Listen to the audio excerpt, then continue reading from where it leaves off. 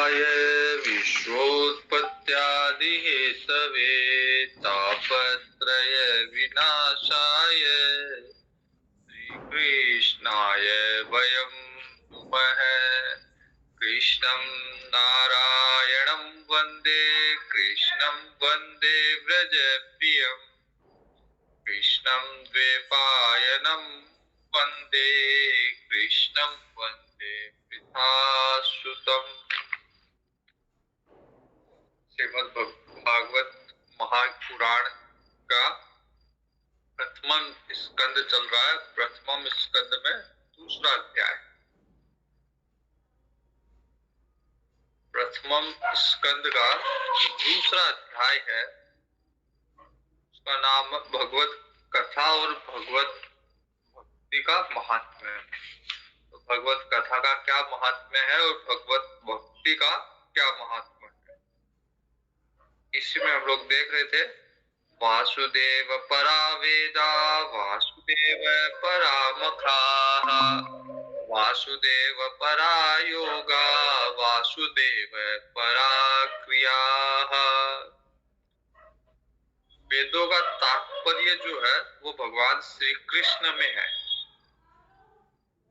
यज्ञों का तात्पर्य भी भगवान श्री कृष्ण में है।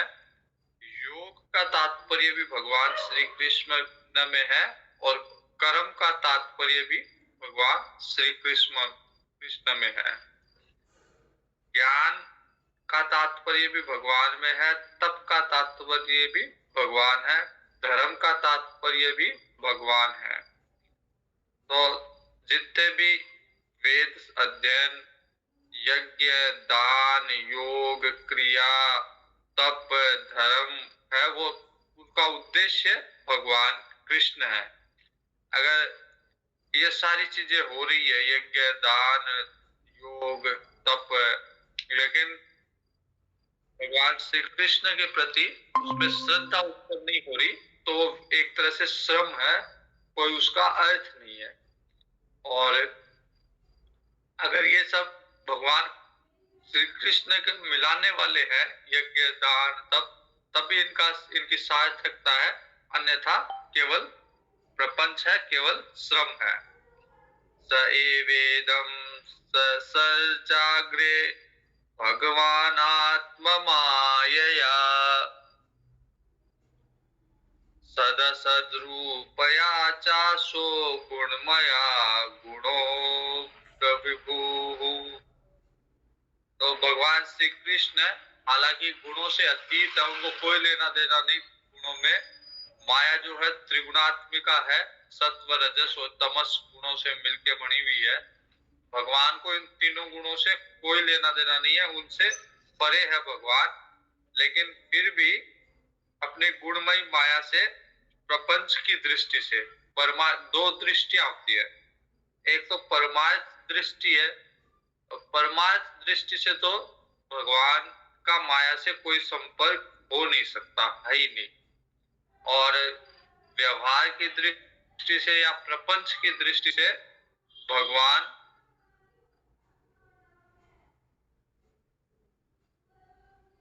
द्वारा को रचते हैं। लेकिन वास्तव में जब तत्व की बात आती है, जब परमार्थ की बात आती है, तो भगवान गुणों से परे है। गुणों को कभी स्पर्श भी नहीं किया भगवान ने। लेकिन व्यवहारिक दृष्टि से भगवान ने गुणों के द्वारा ही संसार की रचना की है। तो ये तीनों गुण माया का विलास है, माया इसी में खेलती है।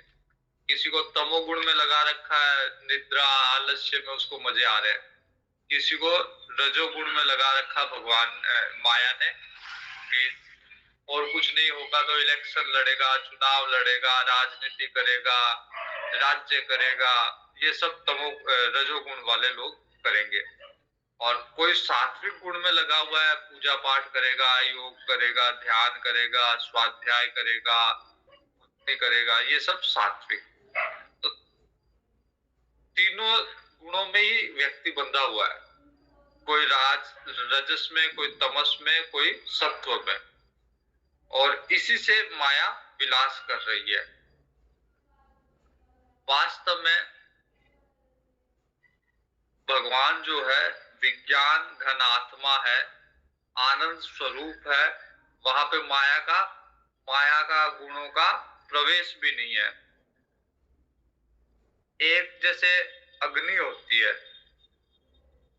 अग्नि एक ही है, लेकिन छोटा और बड़ा, अगर लकड़ी छोटी है बड़ी है तो लगता है कि अग्नि, कहीं लगता है कि कम अग्नि है, कहीं लगता है बड़ी अग्नि है, कहीं लगता है छोटी अग्नि है। लेकिन तत्व से अग्नि एक ही है, उसमें अंतर नहीं है।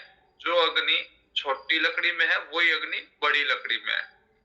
वैसे ही भगवान भी सब प्राणियों में समान रूप से है। जैसे वहां अग्नि तत्व सब समान है छोटी बड़ी लकड़ी में, वैसे ही भगवान छोटे बड़े जीव में समान है। छोटे से छोटा कीड़ी से भी छोटे जो जीव है उनसे लेके, और हाथी हाथी से भी बड़े भी जीव जो है उनमें भी भगवान समान है। ऐसा नहीं है कि हाथी बड़ा है तो भगवान उसमें ज्यादा होंगे, या कीड़ी छोटी है तो भगवान उसमें कम होंगे।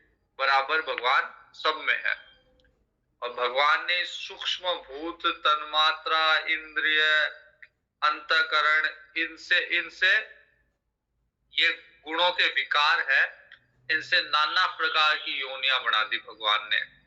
इंद्रियों से, पंच महाभूतों से, अंतःकरण से, इनसे नाना तरह की योनि। कोई मच्छर बना दिया किसी को शेर बना दिया, किसी को भालू बना दिया, हाथी बना दिया, इंसान बना दिया।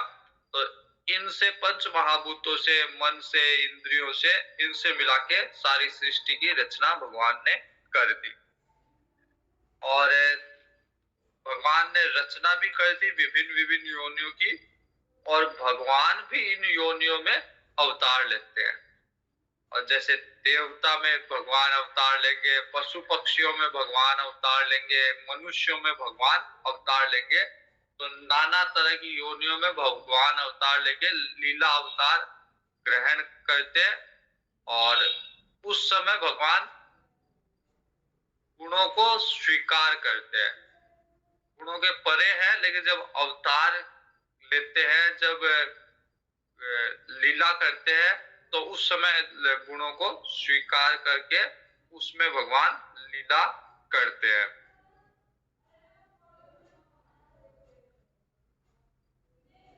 अब तृतीय अध्याय है जिसमें सूत जी हैं। अध्याय में सूत जी पूछ रहे हैं कि सृष्टि के आदि से भगवान ने लोकों का निर्माण की इच्छा ही भगवान की, भगवान ने निर्माण किया। इच्छा होते ही उन्होंने, भगवान की जब इच्छा हुई कि मैं सृष्टि का निर्माण करूं, तो उन्होंने सबसे पहले पुरुष रूप ग्रहण किया। और 10 इंद्रिया, मन, पंच महाभूत, ये 16 कला उन्होंने स्वीकार करके, और कारण जल में, जिसे हम कहते हैं क्षीर सागर में भगवान नारायण सोए हुए थे। तो भगवान विराट रूप में, विराट स्वरूप में क्षीर सागर में जल के अंदर, और भगवान अपने विराट स्वरूप में विराजमान हुए। और योग निद्रा में वहां पे भगवान विस्तार है भगवान का। और उस समय भगवान की नाभि सरोवर से कमल प्रकट हुआ, जिसमें ब्रह्मा जी उत्पन्न हुए। ब्रह्मा जी को द्वारा सारी सृष्टि है। और ब्रह्मा जी भगवान नारायण, जो कि भगवान विराट स्वरूप में है, जल के अंदर, क्षीर सागर के अंदर है, उनके नाभि कमल से ब्रह्मा जी प्रकट हुए। और भगवान का उस विराट स्वरूप का अंग प्रत्येक की कल्पना की हुई है। जैसे भगवान का जो रूप, विराट स्वरूप, उसके हजारों पैर, हजारों हाथ, हजारों भुजाएं, हजारों मुख, हजारों सिर, हजारों कान, हजारों आंखें, हजारों नासिका, हजारों मुकुट, हजारों वस्त्र है, वो विराट है, उसका कोई अंत तो पार नहीं है उस स्वरूप का भगवान के।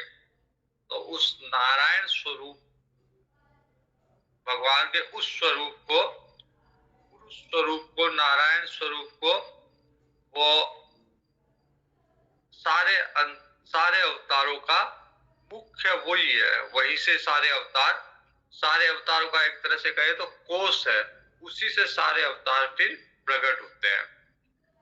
इस रूप से, भगवान के नारायण रूप से, फिर छोटे छोटे अंशों में देवता, पशु, पक्षी आदि, मनुष्य आदि योनियों की सृष्टि। और सबसे पहले जब भगवान पहले नारायण स्वरूप में, विराट स्वरूप में विराजमान थे क्षीर सागर में, फिर अब भगवान की अलग अलग योनियों में भगवान के अवतार प्रारंभ हुए। तो सबसे पहले जो सनकादिक ऋषि हुए, सनक, सनंदन, सनातन और सनत कुमार, ये 4 भाई हुए। और ये ब्रह्मा जी की एकदम सात्विक सृष्टि में हुए, सबसे पहले यही हुए। उस समय ब्रह्मा जी भी एकदम सात्विक उसमें थे। तो ये भगवान का एकदम सात्विक स्वरूप है। उत्पन्न होते ही ये जो सनक, सनंदन, सनातन और सनत कुमार, ये जो भाई है चारों, ये उत्पन्न होते ही भगवान की तपस्या साधना के लिए चले गए। तो ये भगवान का ही अवतार है। भगवान का अवतार होके वापिस भगवान में कैसे मिले, इसलिए तपस्या साधना में चले गए। इसके बाद में जब भगवान ने मनु शत्रुपा की रचना की और मैथुनी सृष्टि का प्रारंभ किया, एक पुरुष बनाया, एक स्त्री बनाई, और अब उसके आगे सृष्टि का विस्तार भगवान को, ब्रह्मा जी को नहीं करना, अब वो लोग आपस में मैथुन करके और वो सृष्टि का विस्तार करेंगे। तब ब्रह्मा जी ने देखा कि मैंने ये जोड़ा तो बना दिया, लेकिन इसके रहने के लिए व्यवस्था कहाँ है। उस समय पृथ्वी रसातल में चली गई थी, पृथ्वी को राक्षस लोग रसातल में ले गए थे। और ब्रह्मा जी ने भगवान से कहा, तो भगवान शुक्र अवतार धारण करके पृथ्वी को वापस लेके आते हैं, रसातल से निकाल के लाते हैं। उसके बाद में भगवान का नारद अवतार, नारद जी भी भगवान के अवतार है। नारद अवतार नर नारायण अवतार, बद्रिकाश्रम में भगवान नर और नारायण के रूप में अवतार लेके वहां हमेशा तपस्या करते हैं। उसके बाद भगवान ने कपिल मुनि के रूप में अवतार लिया और सांख्य शास्त्र का, तत्वों का, सांख्य शास्त्रों का निरूपण किया। और उसके बाद में भगवान दत्तात्रेय के रूप में अवतार लेते हैं। ये 24 अवतार है भगवान के, इनमें से 10 मुख्य अवतार है, बाकी ये सारे 24 अवतार है। और इनकी कथा आगे विस्तार से आएगी, इसलिए अभी मैं सिर्फ केवल नाम बता रहा हूँ अवतारों के। भगवान दत्तात्रेय के रूप में अवतार लिया भगवान ने। उसके बाद में सातवां अवतार भगवान का रुचि प्रजापति की और आहुति के यहाँ पे यज्ञ के रूप में हुआ, यज्ञ भगवान के रूप में जन्म लेते हैं। और उसके बाद भगवान का अवतार होता है ऋषभ देव जी के। तो माता नाभि जी की पत्नी मेरू, नाभि जी और मेरू के यहाँ ऋषभ देव जी जन्म लेते हैं। और ऋषभ देव जी जन्म लेके परम हंसों का मार्ग प्रशस्त करते हैं। तो जो जैन संप्रदाय है, उनके आदि तीर्थंकर ऋषभ देव जी है। फिर 24वें तीर्थंकर महावीर स्वामी हुए, जिनसे जैन संप्रदाय अपने प्रवर्तक मानते महावीर स्वामी जी को। उनके आदि प्रवर्तक ऋषभ देव जी थे। अपने यहाँ वो भगवान नारायण के अवतार है। उसके बाद में 9वां अवतार भगवान पृथु के रूप में हुआ। भगवान का राजा पृथु था, जिन्होंने पृथ्वी को फिर समतल किया। इनकी कथा भी आएगी विस्तार से। औषधियों का दोहन किया, पृथ्वी की समस्त औषधियों का। पृथ्वी कुछ उत्पन्न नहीं कर रही थी, तो फिर पृथ्वी महाराज ने पृथ्वी को समतल करके पृथ्वी से सारी औषधियों वगैरह का दोहन किया। इसके बाद भगवान का मत्स्य अवतार होता है, और जब प्रलय होती है तो मत्स्य के रूप में भगवान अवतार लेके और सारी औषधियों वगैरह का, सारे सारे बीजों का संरक्षण करते हैं। उसके बाद में भगवान का कश्यप अवतार होता है। जब समुद्र मंथन होता है तो उस समय भगवान कश्यप रूप धारण करके और उसको समुद्र मंथन में सहायता करते हैं। उसके बाद में धन्वंतरी अवतार होता है भगवान का। समुद्र में से धन्वंतरी महाराज निकलते हैं। फिर जब अमृत निकला, उसके विभाजन के लिए भगवान मोहिनी अवतार धारण करते हैं। और उसके बाद में 14वां अवतार भगवान का नरसिंह अवतार है। प्रहलाद महाराज की रक्षा के लिए भगवान ने नरसिंह अवतार धारण किया। और 15वां अवतार वामन भगवान के रूप में अवतार लिया भगवान ने। बलि राजा के यहाँ यज्ञ में गए वामन भगवान बन के। फिर 16वां अवतार परशुराम जी का, और 17वां अवतार भगवान का व्यास जी के रूप में, पाराशर जी के पुत्र व्यास जी के रूप में। उसके बाद भगवान ने राम अवतार लिया, और बलराम जी कृष्ण के रूप में 2 अवतार लिए। और उसके बाद में भगवान ने बुद्ध अवतार लिया, और बुद्ध के बाद में एक अवतार भगवान का अभी होना है, वो है कलिक रूप में। कली अवतार अभी होना। संबल जहां अभी दंगे हो रहे थे, जो मस्जिद का जो सर्वे चल रहा है, वहां पे भगवान कली के रूप में अवतार लेंगे उस जगह पे।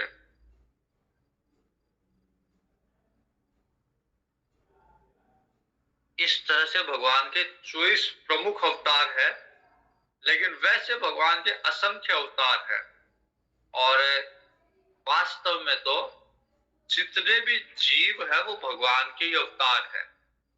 हम लोग सब भी भगवान के ही अवतार है, बस हम लोग अज्ञान में हैं, हम लोगों को पता नहीं है। और भगवान जब लीला अवतार करने के लिए आते हैं, जब ये 24 तरह के अवतार जो बताए गए हैं उनको ज्ञान होता है।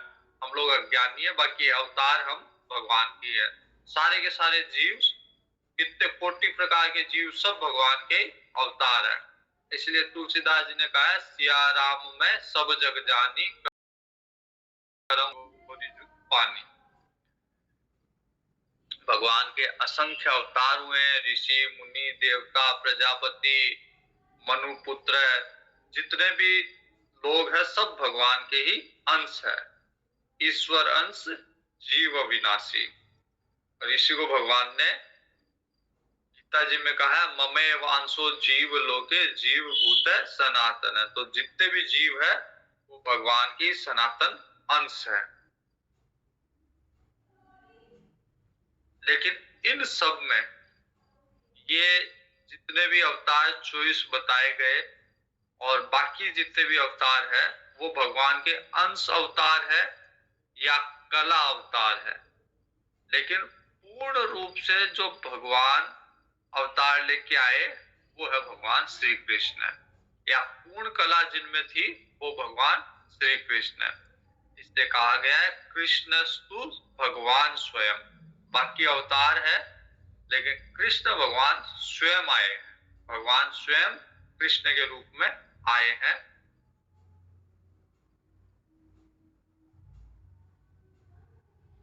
तो अलग अलग युग में जब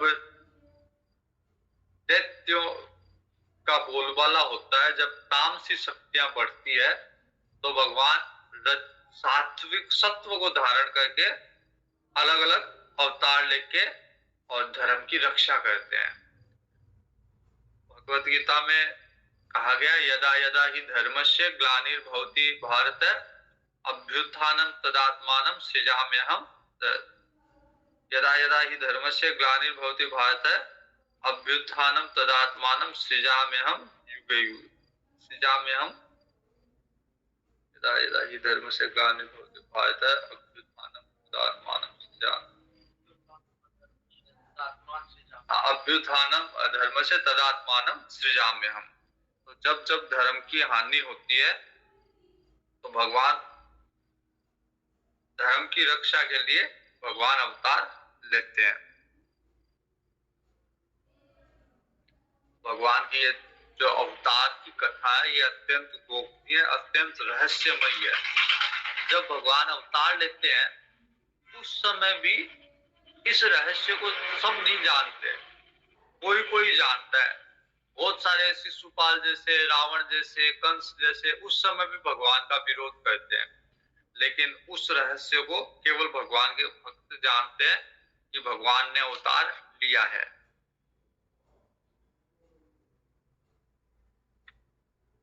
अवतार लेते हैं उस समय भी भगवान गुणों के अंतर्गत है, लेकिन फिर भी गुणों में स्पर्श नहीं करते, फिर भी गुणों से उस समय भी भगवान गुणों से अलग रहते हैं।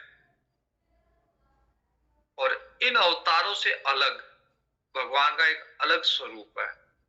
ये सारे के सारे अवतार बताए गए, लेकिन इनसे अलग एक अलग स्वरूप भगवान का है। भगवान सूक्ष्म अव्यक्त रूप में हमेशा रहते हैं।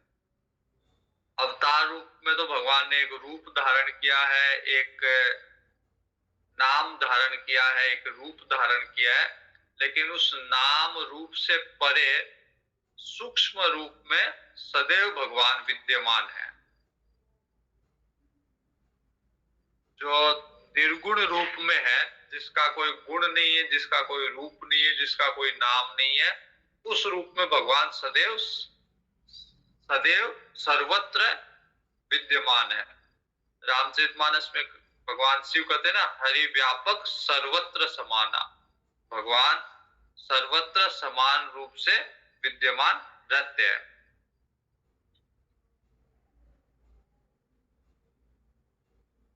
ये जितने भी शरीर है, भले सूक्ष्म शरीर हो ये स्थूल शरीर हो, स्थूल शरीर तो हमारा जो शरीर दिखता है, जो ढांचा है वो, और सूक्ष्म शरीर हमारा मन, बुद्धि, अहंकार। तो ये जितने भी शरीर है ये अविद्या के कारण है। आत्मा में अविद्या आरोपित हो गई, इसके कारण अलग अलग शरीर, सूक्ष्म शरीर और स्थूल शरीर प्रतीत हो रहे, दिख रहे हैं। जिस अवस्था में आत्मा का ज्ञान हो जाएगा तो यह आरोप दूर हो जाएगा कि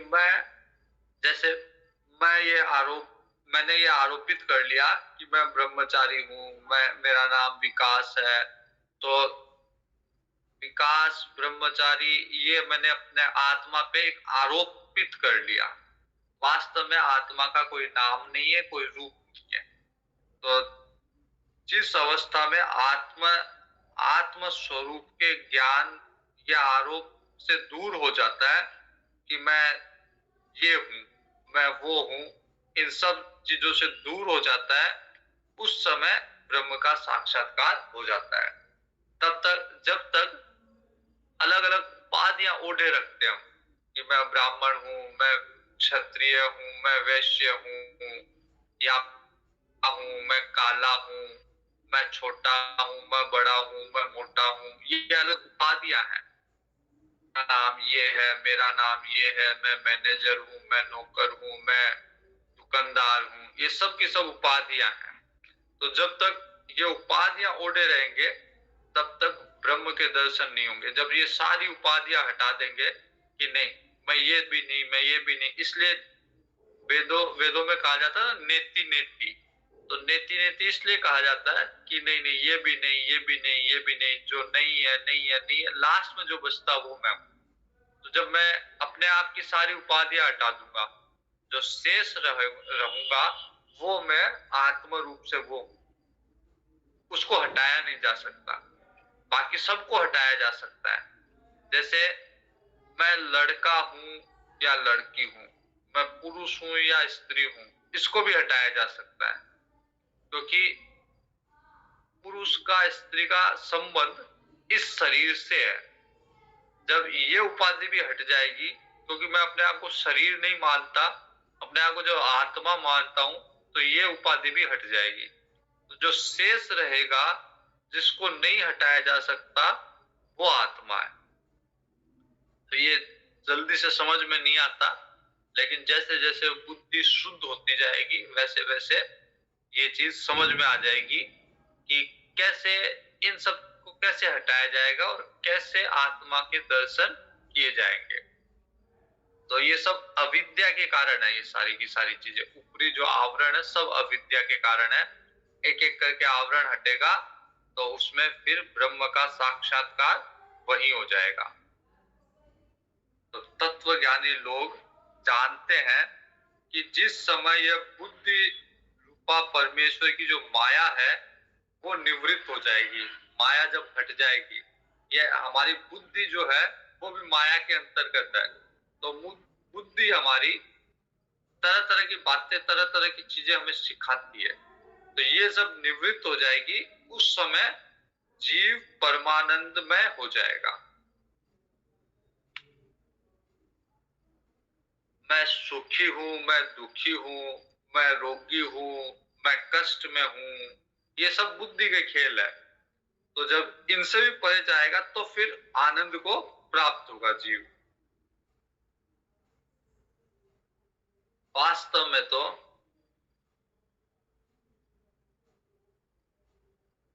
ये चीजें वैसे क्या है कि सामान्य रूप से नहीं कही जाती, लेकिन वास्तव में तो न किसी का जन्म हुआ न किसी की मृत्यु। जन्म और मृत्यु जो हम देख रहे हैं वो सब माया का खेल है। आत्मा के रूप में हम लोग न कभी जन्मे न कभी हमारी मृत्यु होगी, क्योंकि आत्मा का स्वरूप ही अजर अमर है। लेकिन क्योंकि जन्मते ही जो शरीर है हमें बता दिया गया बस हम यही है, तो हमने हमारा संबंध उस शरीर से मान लिया, और जब तक संबंध शरीर से रहेगा तब तक हम आत्मा से दूर रहेंगे। तो जब शरीर से संबंध, शरीर से तादात्म्य छूट जाएगा, तब पता चलेगा कि इससे परे, इस शरीर से परे हम आत्मा है जो सबका स्वरूप है। मेरा स्वरूप, बंदर का स्वरूप, हाथी का स्वरूप एक ही आत्मा है, अलग अलग नहीं है, एक ही आत्मा है जो सब में विद्यमान है।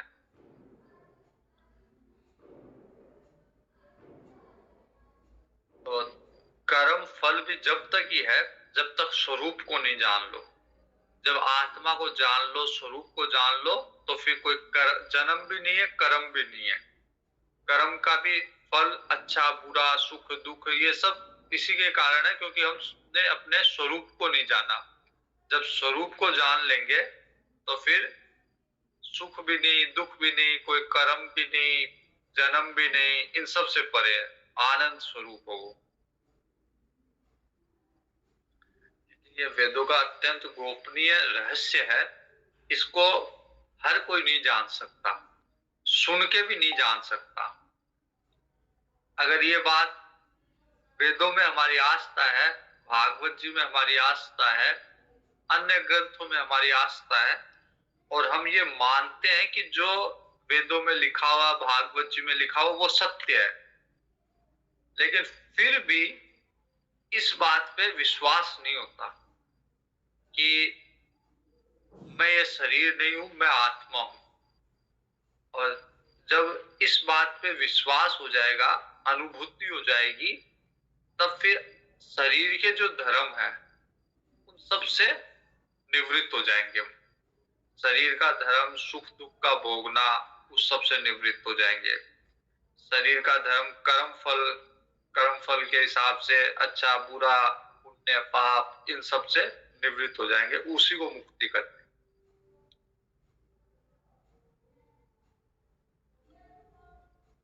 भगवान की लीला अमोघ है, कोई उसका पार नहीं पा सकता। लीला से भगवान संसार का सृजन करते हैं, पालन करते हैं और संहार करते हैं, किंतु इसमें बंध नहीं है, आसक्त नहीं है। इससे सब कुछ करते करते भी इससे ऊपर है।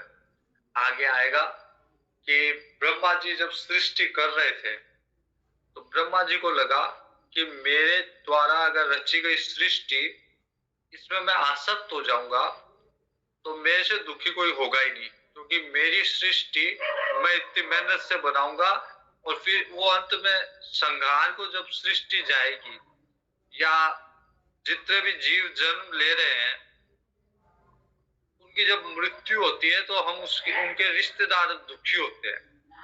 अगर भगवान ब्रह्मा जी की भी आसक्ति हो जाती सारे जीवों में तो जब जब जीव मरता ब्रह्मा जी दुखी होते।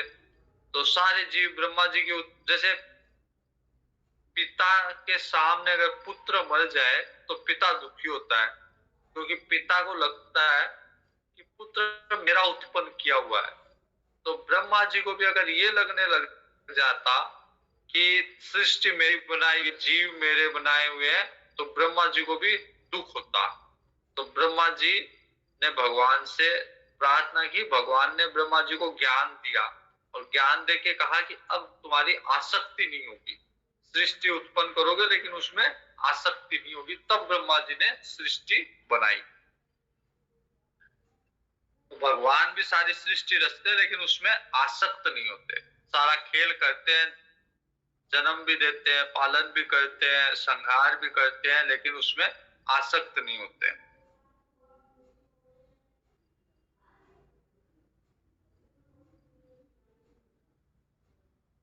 जैसे कोई जादूगर होता है और जादूगर तरह तरह से जादू दिखाता है, तरह तरह से लीला करता है, उसके जादू को और कोई नहीं पहचान पाता। जैसे जादू कर रहा है और एक अपने जादू से वो एक साथ कई जीव उत्पन्न कर देता है जादू से। जैसे कोई एक बकरी लाएगा और अपने जादू से 10 बकरी वहां पे प्रकट कर देगा। तो इस जादू को हर कोई नहीं समझ पाता, लेकिन जो उससे जादूगर का दोस्त होगा, जो उसके रहस्य को जानता होगा, उसको पता है। जैसे कई बार जादूगर जादू दिखाते हैं और जादू दिखाते दिखाते किसी लड़की को लेटाएंगे और उसका गला काट देंगे, खून भी आएगा, जो उसकी तलवार होगी या चाकू होगा वो उसके शरीर के आर पार भी जाएगा, खून भी आएगा, सब कुछ होगा। तो जो सामने बैठे होते हैं कई बार वो चिल्लाने लग जाते हैं, उनको लगता है कि सही में इसने मार दिया। लेकिन जो जानता है कि ये जादू, ये कला कर रहा है, वो नहीं डरता उससे, वो नहीं डरता जो उसके जादू के रहस्य को जानता है। कईयों को पता होता है कि ये कैसे कर रहा है, कैसे जादू, क्या इसमें ट्रिक है, कैसे ये जादू दिखा रहा है, युक्ति क्या है। तो उनको उनको जब रहस्य पता होता है तो उनको डर नहीं लगता।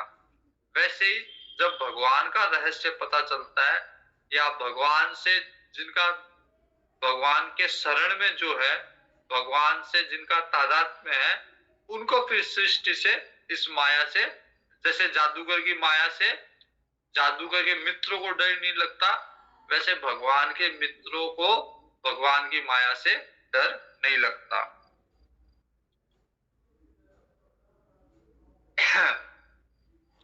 भगवान के रहस्य वही जान सकता है जो भगवान के चरण कमल का सेवन किया हुआ है जिसने।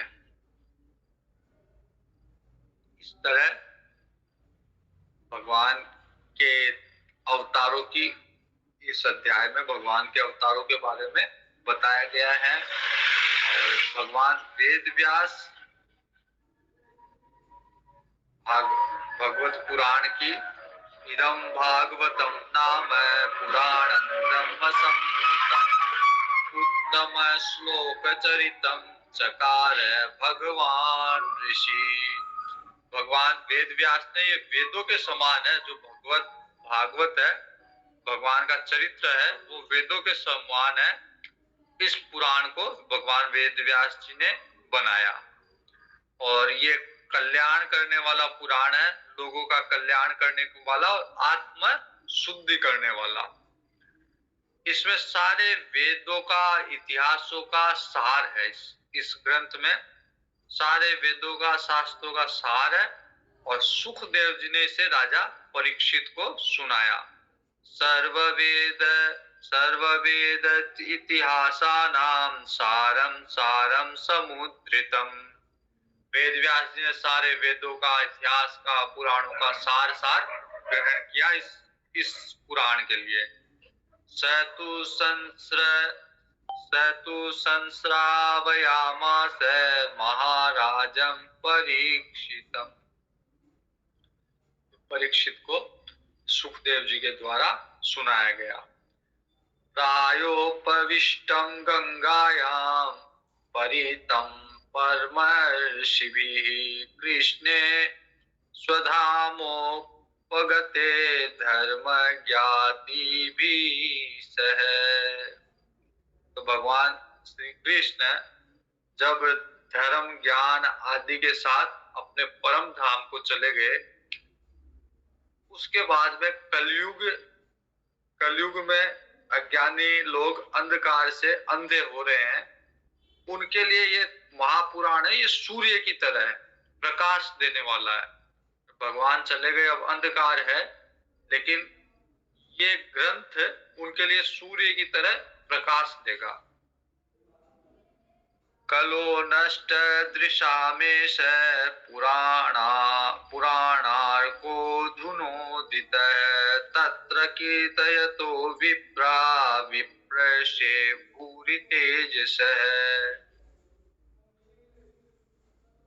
जब भगवान कथा कह रहे थे, जब सुखदेव जी कथा कह रहे थे राजा परीक्षित को, तो सूत जी कहते मैं भी वहीं बैठा था उसी सभा में।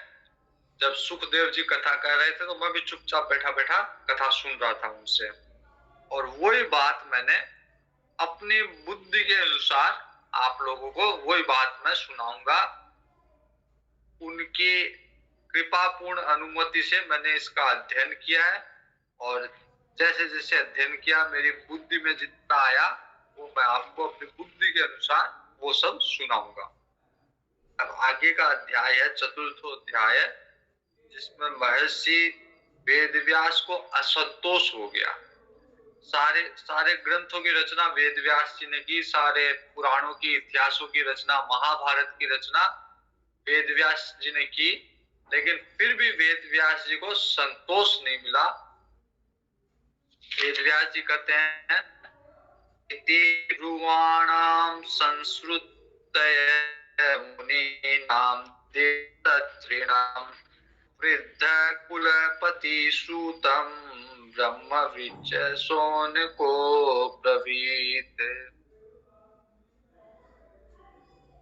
जो दीर्घकालीन सत्र चल रहा था शौनकादिक ऋषि का, उसमें सबसे वयोवृद्ध, सबसे ज्ञानवृद्ध ऋषि जो थे ऋग्वेद के शौनक जी। तो शौनक जी ने सूत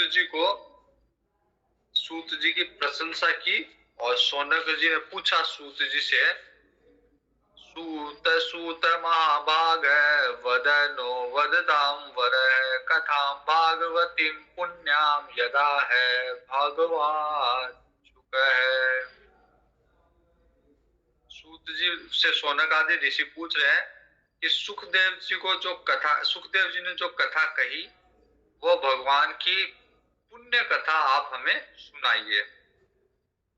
ये कथा किस युग में, किस स्थान पे और किस कारण से प्रकट हुई, और वेद व्यास जी की प्रेरणा से इस परमहंसों की संहिता का निर्माण क्या वेद व्यास जी ने किया था? इस परमहंस की संहिता का किस कारण से किया था, क्यों किया था, किस हेतु से किया था, ये सारी बात हमको बताइए। और वेद व्यास जी ने निर्माण किया, इस कथा को बनाया। फिर सुखदेव जी जो बड़े योगी, समदर्शी, सारे भेदों से रहित, संसार से परे जो सुखदेव जी थे, वेद व्यास जी के पुत्र, उनको ये कथा कैसे वेद व्यास जी ने दी।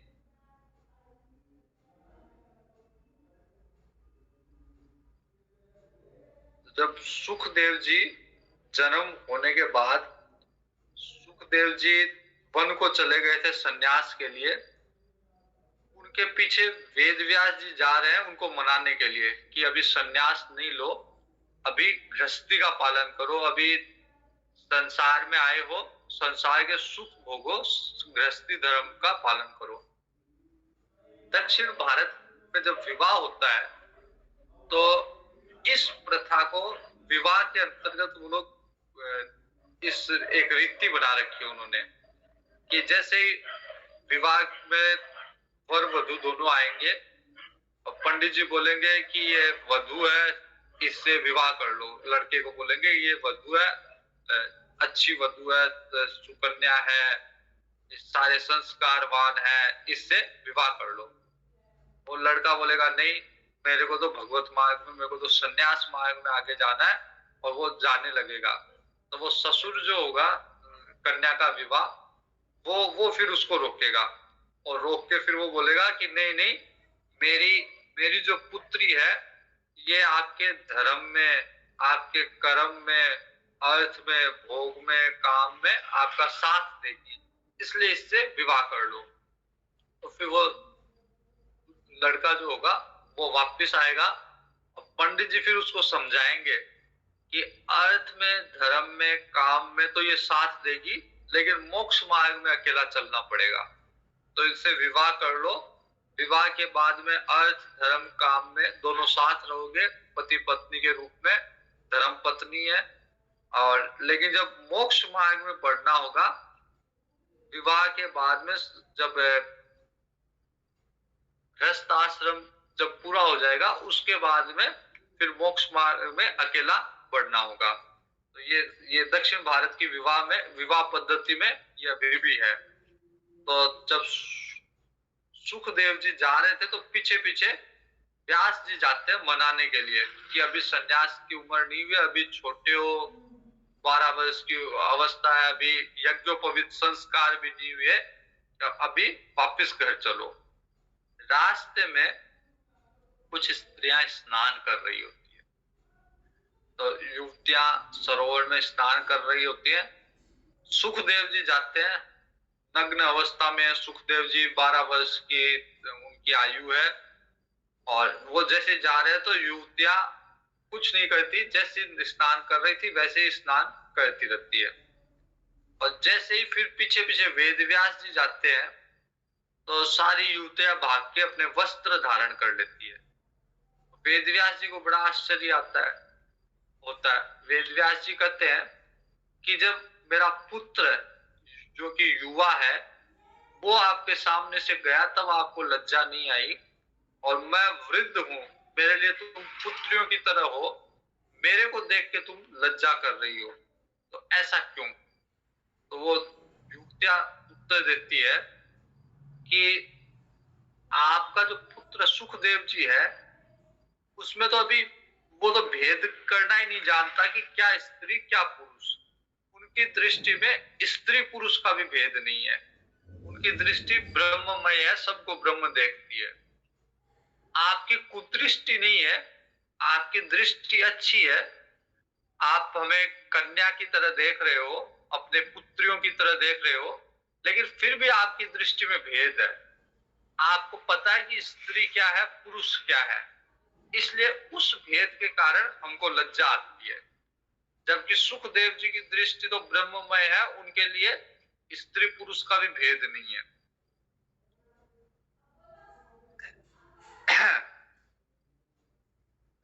जब परीक्षित सुखदेव जी का संवाद हुआ, राजा परीक्षित और सुखदेव जी का संवाद जिससे ये भागवत निकली, ये कैसे हुआ?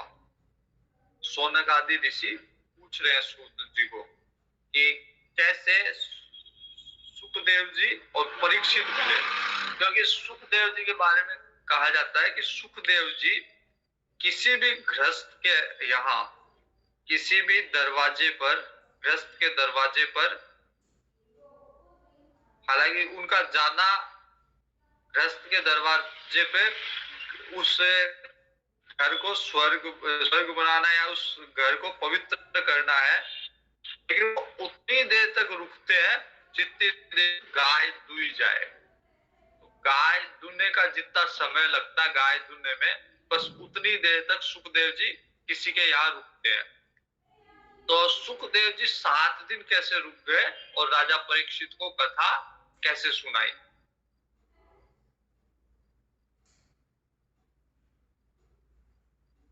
फिर राजा परीक्षित थे, वो भगवान के अनन्य भक्त थे। तो राजा परीक्षित को श्राप कैसे मिला, किस कारण से राजा परीक्षित ने अपने साम्राज्य का त्याग किया और गंगा तट पे मृत्यु पर्यंत अनशन का व्रत लेके कैसे बैठे, ये सारे प्रश्न शौनक आदि ऋषि कर रहे सूत जी से।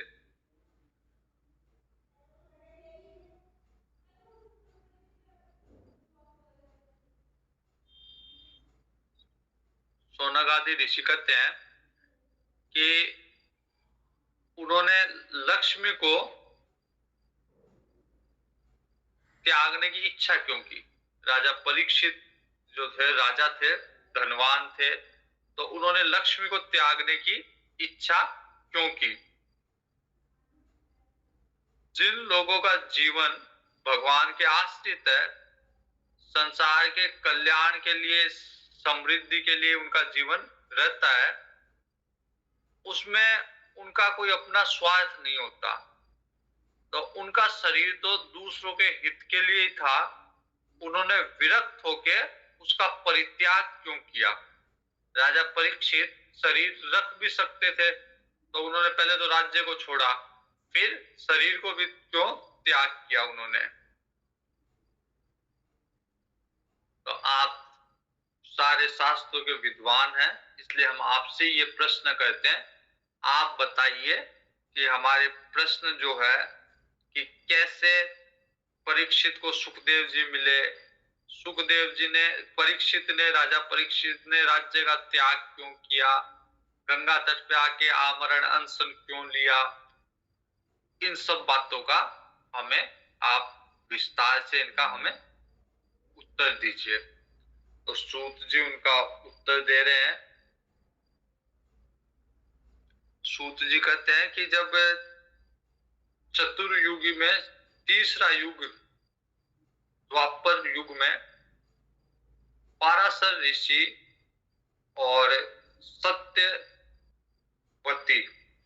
इन दोनों के यहाँ व्यास जी का जन्म हुआ। सत्यवत माता सत्यवती के गर्भ से व्यास जी का जन्म हुआ। एक दिन सूर्योदय का समय था, सरस्वती जी का तट था, सरस्वती नदी का तट था, और वहां पे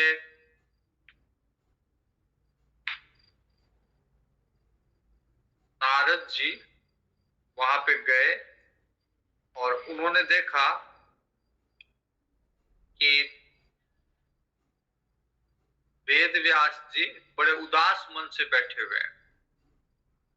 नारद जी ने कहा कि आपने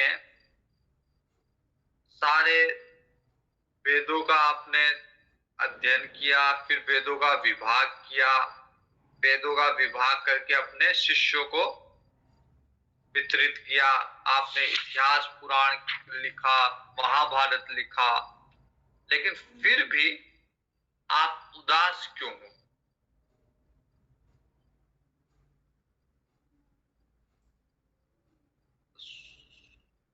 व्यास जी बोलते हैं कि पता नहीं आप जो कह रहे हो वो सारी बात सत्य है कि मैंने सारे वेदों का विभाग किया, इतिहास लिखा, महाभारत लिखा, पुराण लिखे, लेकिन फिर भी मेरा हृदय ऐसे लगता है कि मैंने अपूर्णता है, उस हृदय में कोई भी पूर्णता नहीं लगती मेरे को लगता नहीं कि मैंने कुछ किया।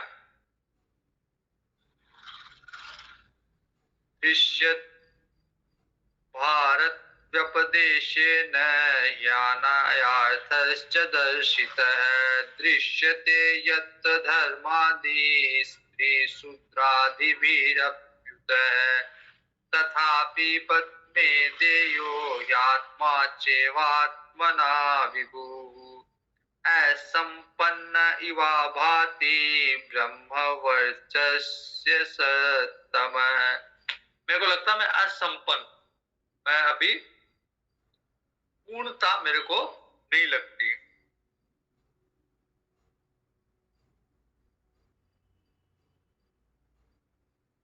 तो नारद जी कहते हैं कि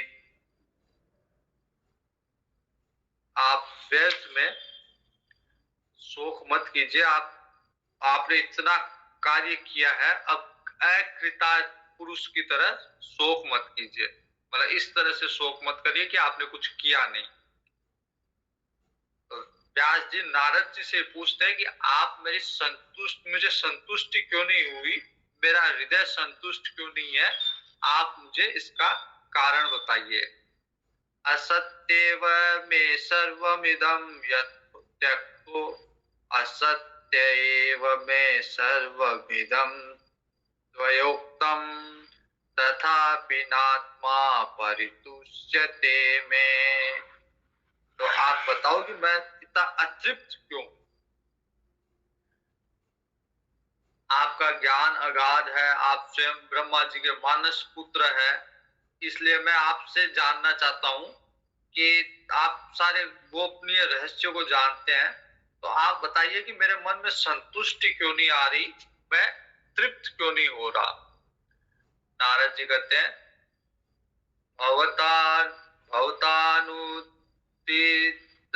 प्रायम यशो भगवतो लभम ये निवासो न तुष्येत मन्ये तद दर्शनम। नारद जी कहते आपने सारे काम किए लेकिन आपने भगवान के यश का गायन ढंग से नहीं किया, प्राय नहीं किया। आपने वेद शास्त्र, आपने महाभारत सब लिखा, लेकिन भगवान के पवित्र यश का अभी तक आपने पूर्ण रूप से प्राय गायन नहीं किया। ऐसी मेरी मान्यता, मेरा मत है कि जहां भगवान के यश का गायन नहीं होता वहां कोई भी हो सकता, संतुष्ट नहीं हो सकता।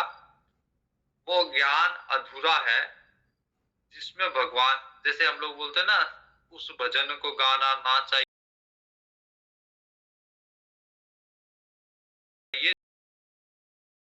है, वो सा है जिसमें भगवान के यश गान का वर्णन नहीं है।